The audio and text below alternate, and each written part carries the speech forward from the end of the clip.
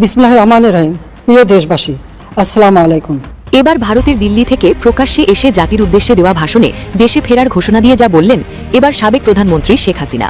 আওয়ামী সভানেত্রী শেখ হাসিনা তিনি নির্বাচন বিষয়ে একটা জরুরি বার্তা প্রেরণ করছেন। এই শেখ হাসিনার এই বার্তাটি ব্যাপকভাবে প্রচার হইতেছে এবং শেখ হাসিনা এটা ব্যাপকভাবে বলতেছে যে বাংলাদেশের আনাচে কানাচে ছড়িয়ে দিতে। আসিফ মোহাম্মদ, সজীব ভুইয়া বা মাহফুজ আলম সোহান অনেকে বলছেন তিনি পালিয়ে যাবেন। আমারও মনে হয় যে এই হিসাব দিতে না হওয়ার ফলে তিনি হয়তো নির্বাচনের আগে দেশ ত্যাগ করতে পারেন। এই টাকা চুরি করা দুর্নীতিবাজ ছাত্র উপদেষ্টারা দেশ ত্যাগ করবে। আমেরিকার বল আছে বলে, শক্তি আছে বলে নিকোলাস মাদুরোকে তুলে নিয়ে গেলেন আমেরিকাতে। এখন কদিন পরে যদি ভারত বাংলাদেশে এসে ডক্টর ইউনূসকে তুলে নিয়ে যায় যে তুমি একতরফা একটা নির্বাচন করছো, ভারতের মোদী সরকার এরকম কোনো ডিসিশন নেয়, তাহলে ডক্টর ইউনূসকে কোন মামলায় গ্রেপ্তার করবেন? বিএনপির মতো মধ্যমপন্থী দল কখনো বাংলাদেশের রাজনীতিতে বেশি দিন সার্ভাইভ করতে পারবে না। ভবিষ্যৎ রাজনীতি যেদিকে আগাচ্ছে সেক্ষেত্রে এটা একেবারে ইম্পসিবল। বিএনপি মাঝখান থেকে বিলীন হয়ে যাবে। Tarique Rahman, tata, bye bye. আসসালামু আলাইকুম, আমন্ত্রণ নতুন একটি সংবাদে। আবারও একটি গুরুত্বপূর্ণ নিউজ আপডেট নিয়ে হাজির হয়েছি। প্রিয় দর্শক, আমাদের ভিডিওর প্রথম অংশ দেখিয়ে বুঝতে পেরেছেন ঠিক আজকের নিউজটি অর্থাৎ ভিডিওটি কোন দিক কোন বিষয়টি ইঙ্গিত করছে। তো দর্শক, এ বিষয় নিয়ে আমি বেশি কথা বলছি না, চলুন দেখে আসি আজকের সেই কাঙ্ক্ষিত ভিডিও। তবে তার আগে বলবো, আপনি যদি আমার চ্যানেলে নতুন হয়ে থাকেন অবশ্যই চ্যানেলটি সাবস্ক্রাইব করে আমাদের পাশে থাকুন পরবর্তী আপডেট পাওয়ার জন্য। তো চলুন দর্শক, আমি ভিডিও দেখে আসি, তারপরে বিষয় নিয়ে কথা বলছি। আওয়ামী সভানেত্রী শেখ হাসিনা তিনি নির্বাচন বিষয়ে একটা জরুরি বার্তা প্রেরণ করছেন।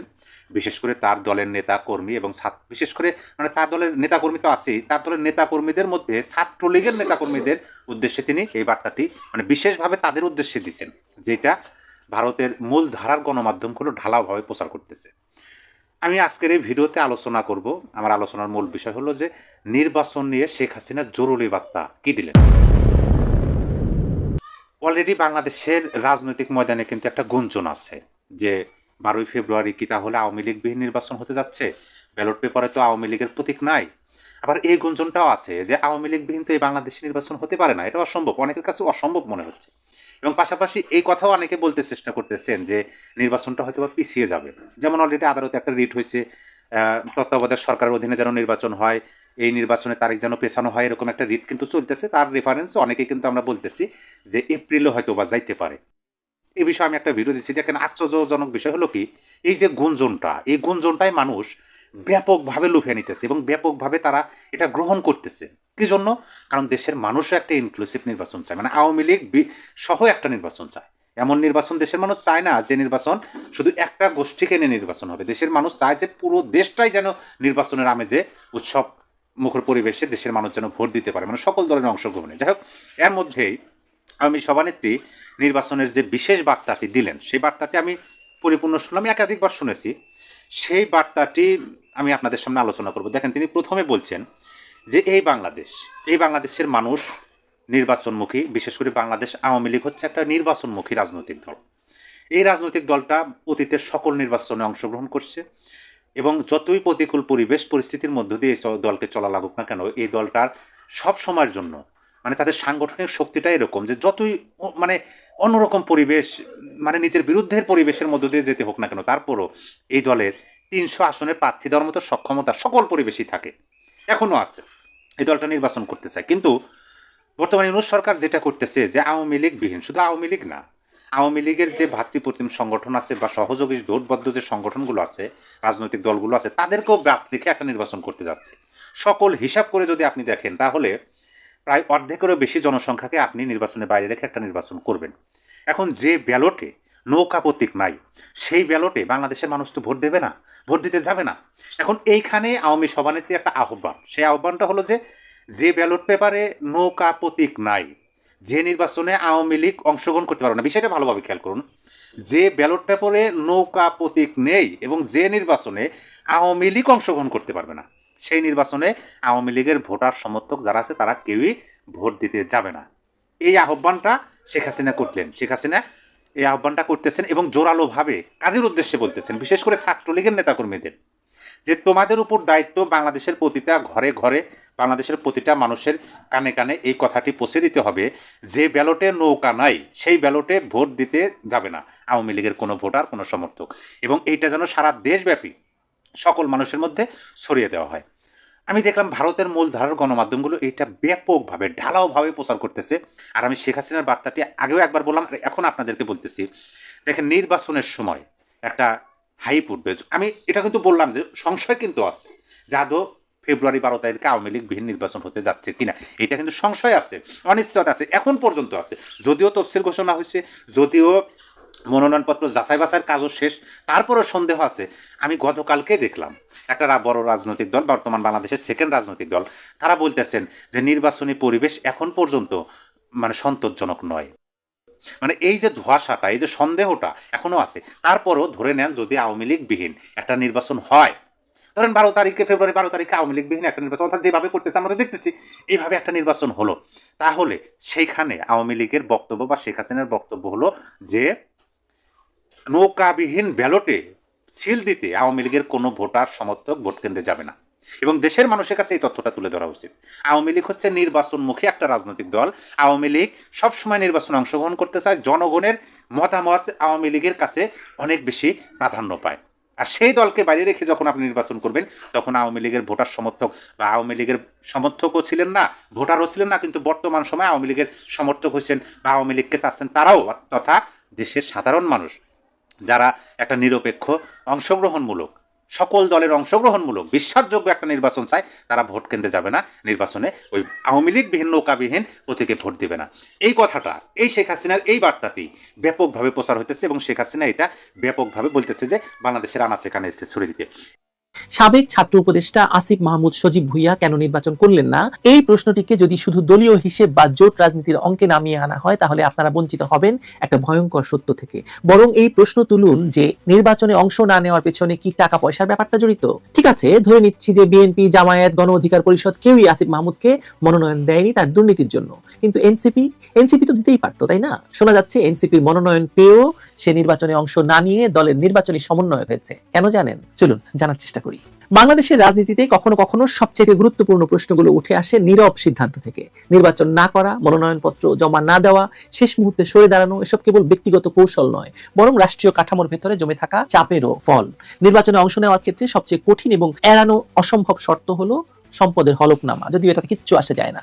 কারণ আপনি দেখবেন এই বছরের এই যে নির্বাচন হচ্ছে, সেখানে যারা নির্বাচনী হলফনামা দিয়েছেন, একজনের আঙুল ফুলে কলা গাছ না, বট গাছ হয়ে গেছে। এত টাকা আয় করেছে গত 1 বছরে। যাদের চা খাওয়ার পয়সা ছিল না, তারা গুলশানে ফ্ল্যাটে থাকে। সো আপনি এই প্রশ্ন তুললে হবে না, তাতে কিছু আসে যায় না। আপনি প্রশ্ন তুলতে পারেন, সেই ভয়। এই যে হলফনামা, এখানে রাজনৈতিক বক্তব্য চলবে না, কৌশল চলবে না, সংখ্যা, উৎস আর তাকে আপনার স্বাক্ষর দিয়ে সেটা প্রমাণ করতে হবে। একজন প্রার্থীকে বলতে হবে যে কত টাকায় আছে তার, কোথা থেকে এসেছে, কোন পথে এসেছে। এই জায়গাটা বাংলাদেশের রাজনীতিতে বহু প্রভাবশালী মানুষের জন্য অস্বস্তিকর, কারণ ক্ষমতার সঙ্গে সঙ্গে সম্পদের যে ভয়াবহ উল্লম্ফন তাদের ঘটে তা কাগজে ধরিয়ে দেওয়া সহজ নয়, বিশেষ করে যখন সেই সম্পদের উৎস প্রশাসনিক সিদ্ধান্ত, প্রকল্প, নিয়োগ বা টেন্ডারবাজির সঙ্গে জড়িয়ে থাকার অভিযোগ ওঠে। আসিফ মাহমুদের ক্ষেত্রে বিতর্কটা এখানে ঘনীভূত হয়েছে। তাকে শুধু ক্রীড়া উপদেষ্টা হিসেবে উপস্থাপন করা হয়, যেন তার দায়িত্ব সীমিত ছিল মাঠ, ফেডারেশন আর ট্রফির মধ্যে। বাস্তবে তিনি একই সঙ্গে স্থানীয় সরকার ব্যবস্থার সঙ্গেও যুক্ত ছিলেন। সিটি কর্পোরেশন, পৌরসভা, নগর উন্নয়ন, সবচেয়ে বড় বাজেটের জায়গাগুলো, এই পুরো কাঠামো যেখানে হাজার হাজার কোটি টাকার আর্থিক প্রবাহ ঘটে, সেখানে উপদেষ্টার ভূমিকা আনুষ্ঠানিক ছিল না। সিদ্ধান্তের টেবিলে কে বসেছিল, কোন ফাইলে কে সই করেছে, সবই তো জানা। কোন প্রকল্পে কার সুপারিশ কার্যকর হয়েছিল, কোনো কিছুই তো গোপন নেই। কিন্তু এগুলো এই নির্বাচন করতে গিয়ে আসলে অনেক কিছু বেরিয়ে আসবে। ঢাকা 10 আসনের মতো ব্যয়বহুল একটি আসনে নির্বাচন করতে গেলে যে অর্থনৈতিক সক্ষমতা লাগে, সেটার উৎস কি, এই প্রশ্ন এড়ানোর সুযোগ তো আসিফ বাবাজির নেই। অন্য রাজনীতিকদের সঙ্গে পারিবারিক সম্পদ, ব্যবসা বা দীর্ঘ রাজনৈতিক ক্যারিয়ার দিয়ে অনেক কিছু ব্যাখ্যা করা যায়, কিন্তু এই যে আসিফ মাহমুদ, সজীব ভুইয়ার মতো যারা হঠাৎ করে রাজনীতিতে এলো, তাদের সম্পদ কোথা থেকে এলো, এই প্রশ্ন তো আসবে। তারেক রহমান না হয় লন্ডনে তার 17 বছর ধরে যে বিলাসবহুল জীবন কাটালেন, সে প্রশ্ন কেউ তুলছে না তার সম্পর্কে। তিনি ঢাকায় যাওয়ার আগেই তার বাড়ি হয়ে যাচ্ছে, কোটি কোটি টাকা দামের গাড়ি হয়ে যাচ্ছে, এসব নিয়ে কেউ প্রশ্ন তুলবে না। কিন্তু আসিফের ব্যাপারটা তো তুলবে। আসিফ মাহমুদের রাজনৈতিক উত্থান তুলনামূলকভাবে হঠাৎ এবং ক্ষমতার কেন্দ্রের খুব কাছাকাছি, ফলে তার অর্থনৈতিক সক্ষমতা নিয়ে স্বাভাবিক কৌতূহল তৈরি হবে মানুষের মধ্যে হয়েছে। এই কৌতূহল আরো তীব্র হয়েছে যখন দেখা গেছে যে একের পর এক দল তাকে প্রার্থী করতে আগ্রহী হয়নি, শেষ পর্যন্ত পিছিয়ে গেছে। জাতীয় নাগরিক পার্টি বা এনসিপিতে যোগ দিয়ে নির্বাচন না করার ঘোষণা দেওয়া, আবার একই সঙ্গে দলের নির্বাচন পরিচালনা কমিটির দায়িত্ব নেওয়া, এটা রাজনৈতিকভাবে নিরাপদ একটি অবস্থান।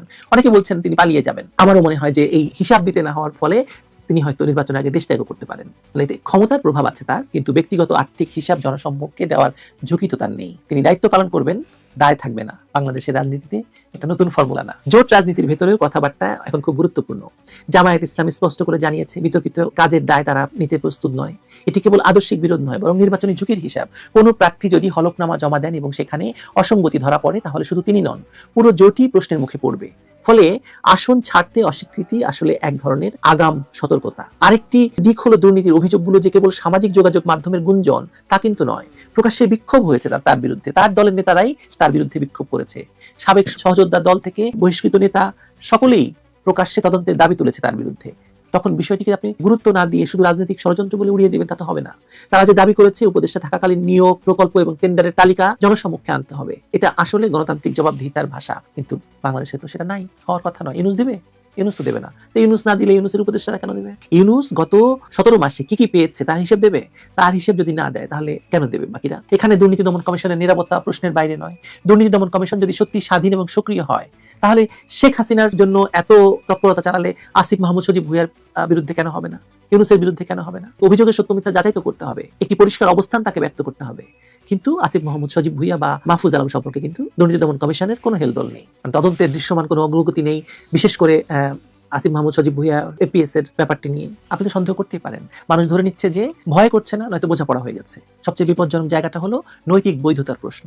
একজন মানুষ খুব অল্প সময়ের মধ্যে জীবনযাত্রার মানে নাটকীয় পরিবর্তন আনলে সমাজ প্রশ্ন করবেই। এই প্রশ্ন ব্যক্তিগত আক্রমণ নয়, একটি রাষ্ট্রের স্বার্থে ওঠা প্রশ্ন। কারণ রাজনীতি যদি এমন জায়গায় দাঁড়ায় যেখানে ক্ষমতা মানেই দ্রুত সম্পদ আর সেই সম্পদের হিসাব দেওয়ার প্রয়োজনীয়তা থাকে না, তাহলে গণতন্ত্র নামের কাঠামোটা কেবল আনুষ্ঠানিকতায় পরিণত হয়।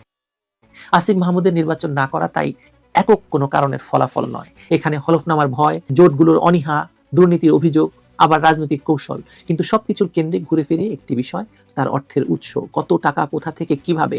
এই তিনটি প্রশ্নের উত্তর সন্তোষজনক না হলে রাজনীতিতে নিরাপদ পথ হলো নির্বাচন থেকে সরে দাঁড়ানো এবং পর্দার আড়ালে ক্ষমতার খেলায় থাকা। আসিফ মাহমুদ সজীব ভুঁইয়ার মতো চালাক, ধুরন্ধর এটাই বেছে নিয়েছে। এই প্রশ্নের উত্তরগুলো যদি কখনো স্পষ্ট না হয় তাহলে ক্ষতিটা শুধু একজন রাজনীতিকের নয়, ক্ষতিটা রাষ্ট্রের। কারণ গণতন্ত্রে চুপ থাকা মানে প্রশ্নহীন ক্ষমতাকে মেনে নেওয়া, আর প্রশ্নহীন ক্ষমতাই শেষ পর্যন্ত সবচেয়ে ব্যয়বহুল হয়ে ওঠে দেশের জন্য, মানুষের জন্য, ভবিষ্যতের জন্য। আমার মনে হচ্ছে এই টাকা চুরি করা দুর্নীতিবাজ ছাত্র উপদেষ্টারা দেশ ত্যাগ করবে। এখন আমেরিকার বল আছে বলে, শক্তি আছে বলে নিকোলাস মাদুরোকে তুলে নিয়ে গেলেন আমেরিকাতে। এখন কদিন পরে যদি ভারত বাংলাদেশে এসে ডক্টর ইউনূসকে তুলে নিয়ে যায় যে তুমি একতরফা একটা নির্বাচন করছো শুধু ভারত বিরোধীদেরকে দিয়ে, যারা বাংলাদেশপন্থী, যারা বাংলাদেশে যুদ্ধ করেছে, বাংলাদেশে অসাম্প্রদায়িক চেতনার বিকাশ চায়, যারা বাংলাদেশকে একটি গণতান্ত্রিক হেরিটেজের রাষ্ট্র তৈরি করতে চায়, যারা প্রতিবেশীর সাথে সুসম্পর্ক বজায় রাখতে চায়, যারা ধর্ম, বর্ণ, দল, মত নির্বিশেষে সব মানুষকে একটি রাষ্ট্রে অ্যাকোমোডেট করতে চায়, তাদেরকে বাদ দিয়ে তুমি নির্বাচন করতে চাচ্ছ, তোমাকে আমরা ধরে নিয়ে যাব। আপনি তখন কি করবেন? জাতিসংঘ তখন কি করবে? জাতিসংঘ তখন কি বলবে? দেখেন, খেয়াল করে, ভেনেজুয়েলা কিন্তু কখনো আমেরিকার কোনো অঙ্গরাজ্য দখল করার হুমকি দেয়নি। নিকোলাস মাদুরো কিন্তু কখনো আমেরিকার টেরিটোরিয়াল ইন্টিগ্রিটিতে আঘাত করেনি, না কাজে না কথায়। তারপরেও তাদের অর্থনৈতিক স্বার্থে আঘাত লেগেছে দেখে আমেরিকা নিকোলাস মাদুরোকে সশরীরে তুলে নিয়ে এসছেন, তুলে এনে তাকে বন্দি করেছেন। এখন তার বিচার হচ্ছে, বিচারটা কিসের ভিত্তিতে হবে? তিনি মাদক চোরা কারবার হিসেবে বিচার করবে। আপনি কি বুঝতে পারছেন আপনারা যে একটা রাষ্ট্রের প্রধান যিনি প্রতিনিয়ত সংগ্রাম করছেন মাদকের বিরুদ্ধে, দক্ষিণ আমেরিকাতে বিশেষ করে যে কটি দেশ মাদকের জন্য সেরা, তার মধ্যে মাদকের রাজধানী হচ্ছে বোগোতা, কলম্বিয়া। সেই কলম্বিয়ার চাইতে 10 ভাগের 1 ভাগ মাদকও ভেনেজুয়েলাতে নেই। তারপরে যদি আপনি ভেনেজুয়েলার পাশে মাদকের জন্য আরেকটি দেশ খোঁজেন, সেই মাফিয়া আরেকটি দেশ হচ্ছে মেক্সিকো, যেটি আমেরিকার প্রতিবেশী। এখন আমেরিকা তাহলে কেন এই মিথ্যা অভিযোগ তুলে নিকোলাস মাদুরোকে বিচার করছে? এর কারণ হচ্ছে নিকোলাস মাদুরো তার দেশে খুবই জনপ্রিয়। তার দেশেও ডক্টর ইউনূসের মতো এক কালপিটকে তৈরি করেছে, মাচুদা, যাকে এই আমেরিকা নোবেল প্রাইজ দেওয়ারও ব্যবস্থা করেছে। এবং আপনারা দেখবেন কিছুদিন পরে তাকেই কিন্তু সিনে নিয়ে আসা হবে। এখন যে ভাইস প্রেসিডেন্ট আছে তাকে আমেরিকা প্রেসক্রিপশন দিয়েছে, আমেরিকার কথা মতো চলতে হবে। তাদের কথা মতো যদি না চলে, সেই মাসুদাকে এনে এখানে বসাবেন। তিনি এই ডক্টর ইউনূসের মতো রাষ্ট্রকে বিক্রি করার জন্য, রাষ্ট্রের তেল সম্পদ আমেরিকার হাতে তুলে দেওয়ার জন্য নোবেল প্রাইজ পেয়েছেন। এখন খেয়াল করে দেখেন ডক্টর ইউনূসের সাথে ওই মহিলার সম্পর্কটা কি, মানে তার রিলেশনশিপটা, তার যে অবস্থানটা কি। মানে পৃথিবীতে সব দেশে সবকালে ভৌগোলিক সীমারেখা বাদ দিলে আপনি দেখবেন সব জায়গাতে কিন্তু মির্জাফরের জন্ম হয়, মির্জাফররা যুগে যুগে আসে, ভবিষ্যতেও আসবে। এই মির্জাফরকে দিয়েই দেশের স্বাধীনতা লুণ্ঠিত করা হয়, এই মির্জাফরদেরকে দিয়েই দেশকে পরাধীনতার সিঙ্গলে আবদ্ধ করা হয়। ডক্টর ইউনূস এসে যেভাবে আমাদের আমেরিকার কাছে আমাদের পোর্টটি তুলে দিল, আমেরিকা এবং ডেনমার্কের কাছে যেভাবে আরেকটি বন্দর দিয়ে দিল, যেভাবে করিডোরটি দিয়ে দিল, ঠিক যেভাবে একটি নন ডিসক্লোজার এগ্রিমেন্ট আমেরিকার সাথে করলো। আমেরিকা এখন সেনানিবাসে যেতে পারবে, আমেরিকা এখন পোর্টে যেতে পারবে, আমেরিকা এখন এয়ারপোর্টে যেতে পারবে, আমেরিকা যা কিছু নিয়ে আসবে সেটি চেক করা যাবে না। তার মানে ভবিষ্যতের নিকোলাস মাদুরো কে হতে যাচ্ছে? এখন সেই নিকোলাস মাদুরোটা কি আমেরিকা এসে করবে, নাকি অন্য কাউকে দিয়ে সেই নিকোলাস মাদুরোর মতো ধরে নিয়ে যাওয়ার কাজটি করবে? আপনারা একটা জিনিস খেয়াল করলে দেখবেন, বাংলাদেশের 4,000 কিলোমিটার জায়গা জুড়ে আছে ভারতীয় বর্ডার। এই ভারতীয় বর্ডারে 7টি ভারতের অঙ্গরাজ্য রয়েছে। আমরা দেখেছি এই তত্ত্বাবধায়ক সরকার বা অন্তর্বর্তীকালীন সরকার ক্ষমতায় আসার পর থেকে বারবার ভারতের অখণ্ডতাকে বিনষ্ট করার স্লোগান উঠছে, এবং ভারতকে যতভাবে উত্তক্ত করা যায়, ভারতকে যতভাবে পীড়া দেওয়া যায়, ততভাবেই এই ডক্টর ইউনূস চিন্তা করছে। এখন আগামী কয়েকদিন পর যদি ভারতীয় বাহিনী চিন্তা করে, রাশিয়া যেভাবে ইউক্রেন দখল করে নিয়েছে, ইসরায়েল যেভাবে গাজার উপরে হামলা চালিয়েছে, আমেরিকা যেভাবে নিকোলাস মাদুরোকে তুলে নিয়ে গেছে, বাংলাদেশের তুলনায় আমেরিকার চাইতেও ইন্ডিয়া শক্তিশালী। তার চারপাশ দিয়ে ঘিরে রেখেছে তারা। এখন প্রতিনিয়ত হিন্দুদের উপরে যে নির্যাতন, ভারতে খেলতে যাবে না বলে যে আস্ফালন, এর ফলে যদি এখন ভারতের মোদী সরকার এরকম কোনো ডিসিশন নেয়, তাহলে ডক্টর ইউনূসকে কোন মামলায় গ্রেপ্তার করবেন?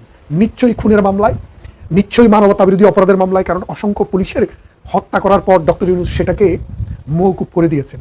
4,000 আওয়ামী লীগের কর্মীকে হত্যার দায় এবং সাম্প্রতিক ধর্ম অবমাননার দায়ে দীপু দাসকে রাস্তায় পিটিয়ে এবং আগুনে লাগিয়ে হত্যার দায় এই ডক্টর ইউনূসের বিরুদ্ধে সেই রকম একটি অভিযান যদি পরিচালিত হয়, তাহলে কিন্তু অবাক হবেন না। আপনাদেরকে আজকে একটা গল্প শোনাবো। সেই গল্পটা শোনানোর পূর্বে আর একটা ভিডিও আপনাদেরকে দেখাতে চাই। কুকিং এর লেভেল, গোলাম মাওলা রনি। আমি তাকে নিয়ে অনেক সমালোচনা করেছি, অবশ্যই সেটা যৌক্তিক এবং গঠনগত সমালোচনা। যৌক্তিক কিংবা গঠনগত সমালোচনার বাইরে গিয়ে আমি ব্যক্তি আক্রমণ কখনো কাউকে করি না, এবং গোলাম মাওলা রনিকেও আমি কখনো করি নাই। গোলাম মাওলা রনি এক এক সময় এক এক রূপ ধারণ করে, পোল্টিবাজি করে, গিরগিটির মতো আচরণ করে, কিন্তু এন্ড অফ দ্য ডেতে গিয়ে গোলাম মাওলা রনি তার যে কোয়ালিটি কুকিং করার মতো, এটা কিন্তু বাংলাদেশের অন্যান্য টকশো বিশ্লেষক কিংবা বাংলাদেশের অন্যান্য রাজনৈতিক বিশ্লেষক কিংবা গণমাধ্যম কর্মী এদের মধ্যে নাই। মাঝে মধ্যে এমন চমৎকার বিষয় কাব্যের মতো করে বলে, কবিতার মতো করে বলে, যেগুলো শুনলে অনেক হাসি পায় এবং ভালো লাগে, এবং অনেক ক্ষেত্রে সেগুলো বাস্তব হিসেবেই আমরা দেখতে পাই। গোলাম মাওলা রনি একজন ব্যক্তিকে কুক করেছে রীতিমতো, তার সেই কুকিং লেভেলটা একবার দেখেন, এরপর আপনারা নিজেরাই বুঝে যাবেন গোলাম মাওলা রনি কাকে আসলে রান্না করে সেদ্ধ করে দিয়েছে। মেজাজটা এমন গরম হয়ে যায়, থাকে গুলশান বনানীতে 10,15,00,000 টাকার বাংলো বাড়িতে ভাড়া অথবা কিনে, সে বলছে যে তার বার্ষিক ইনকাম 7 লাখ টাকা, চড়ে 10 কোটি টাকা দামের গাড়িতে। তো এই লোক 7 লাখ টাকা ইনকাম তার বছরে হয় কি করে? তো প্রথমেই চাপকানো উচিত, আচ্ছা মতো পিঠ লাল করে দেওয়া উচিত, যে পিটিয়ে, যে তুমি যে বাড়িটাতে থাকো ওটার ভাড়াই তো মাসে 10 লাখ টাকা, তুমি টাকা পাবো কই? তুমি 7 লাখ টাকা ইনকাম আসলে কোত্থেকে? এই যে অনেকগুলো জিনিস আসে। থাকে গুলশান বনানীতে, ব্যবহার করে 10 লাখ টাকা ভাড়া মূল্যের বাংলো, সেটা হতে পারে কেনা, সেটা হতে পারে ভাড়া, ব্যবহার করে 10 কোটি টাকা দামের গাড়ি, অথচ সে কিনা সব জায়গায় বলে পাবলিকলি যে তার বাৎসরিক ইনকাম 7 লক্ষ টাকা। একজন ব্যক্তি বাৎসরিক যদি তার ইনকাম 7 লক্ষ টাকা হয়, সে কি আদতে 10 লক্ষ টাকা দামের বাংলো ভাড়া নিয়ে থাকতে পারবে? সে কি আসলেই 10 কোটি টাকা দামের গাড়ি ব্যবহার করতে পারবে? তো দর্শক, আশা করছি সম্পূর্ণ ভিডিও দেখেছেন। দর্শক, আসলে সম্পূর্ণ ভিডিও দেখে বুঝতে পেরেছেন ঠিক আজকের নিউজটি কোন দিক কোন বিষয়টি ইঙ্গিত করছে। দর্শক, আমাদের ভিডিও সম্পর্কে আপনার মূল্যবান মতামত অবশ্যই কমেন্টস করে জানিয়ে দিন। নতুন হলে অবশ্যই সাবস্ক্রাইব করে আমাদের পাশে থাকুন। হ্যাঁ দর্শক, আমরা কিন্তু প্রতিনিয়ত সব ধরনের খবর আপলোড করে থাকি, এমনকি আমার চ্যানেলে কেউ ভিজিট করে আসতে পারেন। তো ধন্যবাদ, দেখা হচ্ছে নতুন কোনো ভিডিওতে। সে পর্যন্ত সবাই ভালো থাকবেন, সুস্থ থাকবেন। আল্লাহ হাফেজ।